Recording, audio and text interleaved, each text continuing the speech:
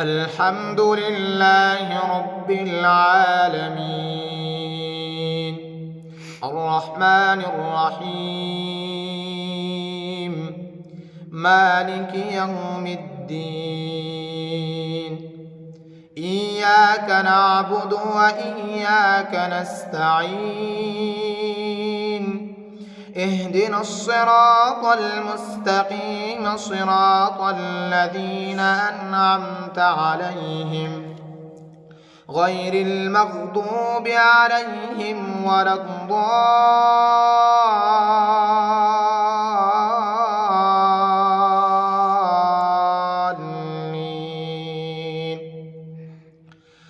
الحمد لله الذي أنزل على عبده الكتاب ولم يجعل له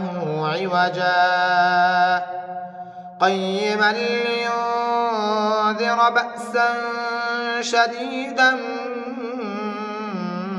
من لدنه ويبشر المؤمنين الذين يعملون الصالحات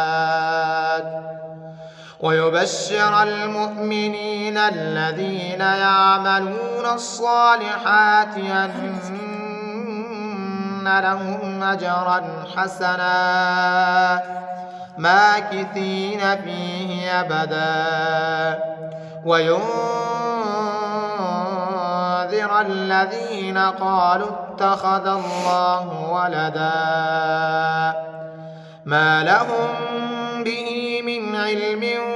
ولا لآبائهم كبرت كلمة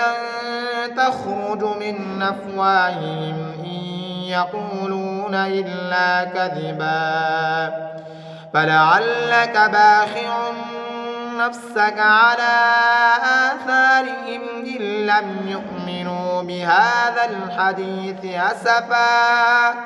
إنا جعلنا ما على الأرض زينة لها لنبلوهم أيهم أحسن عملا وإنا لجاعلون ما عليها صعيدا جرزا أم حسبت أن أصحاب الكهف والرقيم كانوا من آياتنا عجبا إذ أوى الفتية إلى الكهف فقالوا ربنا آتنا